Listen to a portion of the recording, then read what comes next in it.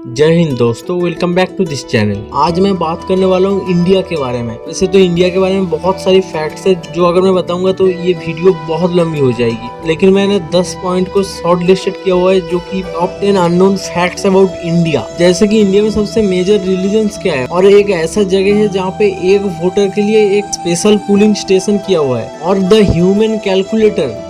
मतलब इंडिया के बारे में बहुत सारे अननोन फैक्ट्स हैं जिसके बारे में हमको पता तक भी नहीं है। सो मैं ऐसे ही 10 फैक्ट्स के बारे में बात करने वाला हूँ। ऐसी चीजें इंडिया में है जिसके बारे में आप सोच भी नहीं सकते हो। इस वीडियो को अंत तक जरूर देखना, और वीडियो के अंत में एक स्पेशल अनाउंसमेंट भी है आप लोगों के लिए, इसलिए वीडियो को अंत तक जरूर देखना। So let's start this video.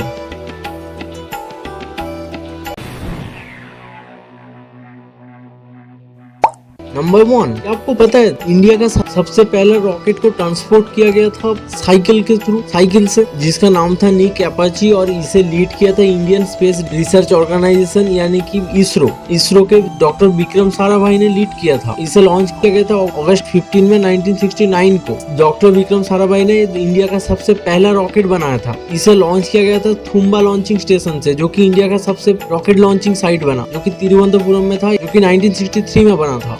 तब से ही डॉक्टर विक्रम साराभाई को the father of India space programme कहा जाता है, और ये कहना जायज भी है। रैंक के हिसाब से 5th नंबर पे आता है। इसरो यानी कि Indian space research organisation Indians के लिए बहुत अच्छी बात है।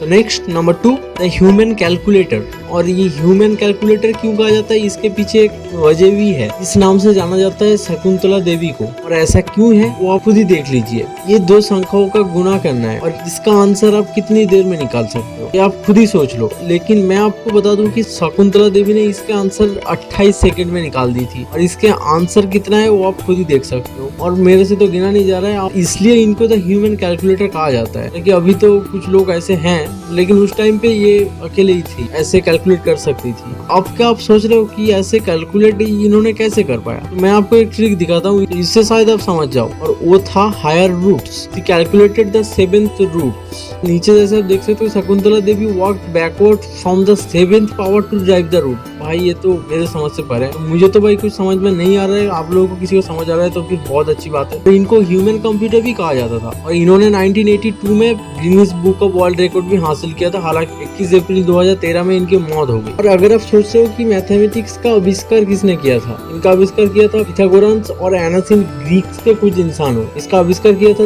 अराउंड 300 BC में यूक्लिड नाम का एक इंसान ने।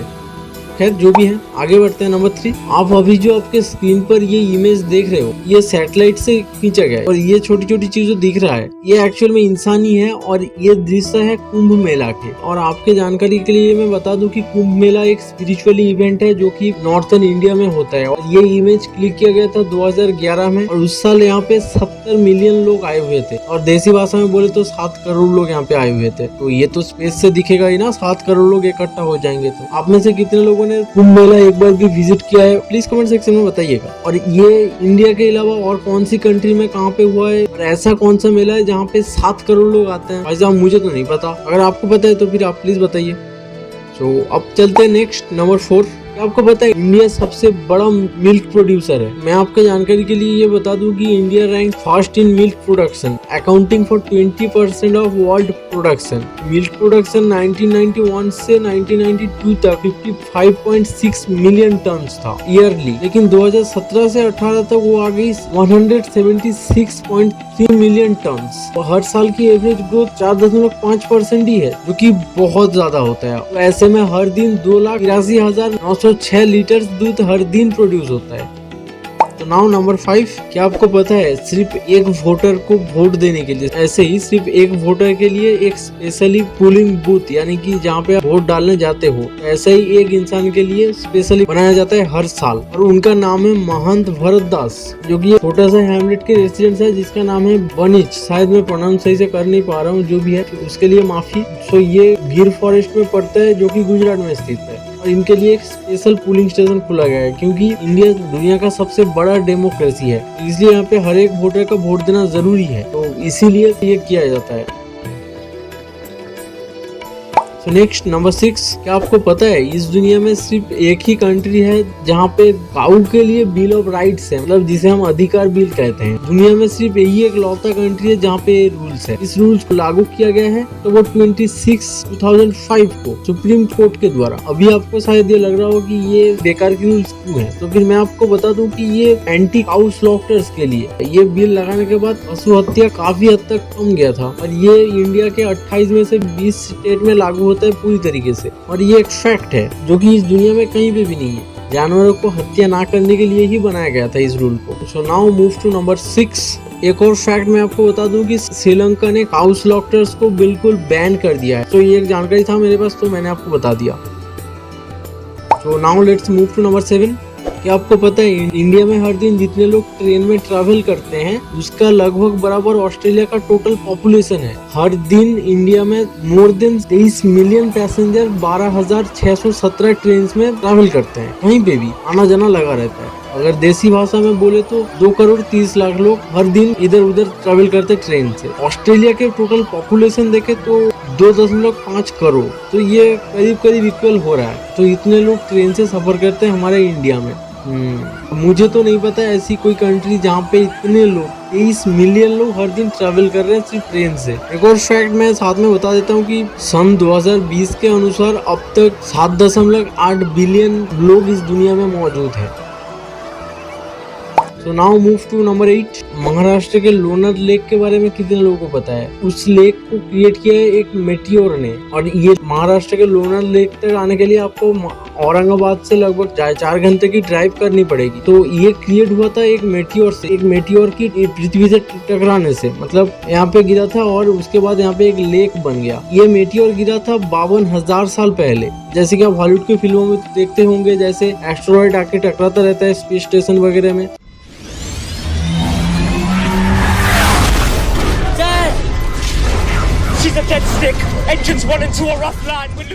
तो ऐसे एक कोई मेटियोर यहाँ पे गिर गया और ये हो गया। कुछ दिन पहले ऐसे न्यूज नहीं आ रहा था जो दुनिया खत्म हो जाएगी, ये कोरोना के लिए तो ऐसे ही खत्म होने वाली थी, और अब इससे ये न्यूज आ रही थी कि खत्म हो जाएगी। बट लकीली ऐसा कुछ हुआ नहीं, तो अच्छी बात है। तो जो भी है हम तो चल रहे हैं अभी ऐसे ही कोरोना के बीच में से। तो अब आगे देखते हैं क्या होता है, गिरता है कि नहीं गिरता है, क्योंकि ये इसके बारे में बहुत लोगों को पता नहीं। सो आप प्लीज इस वीडियो को शेयर करिए और इसके थ्रू आप सबको बताइए।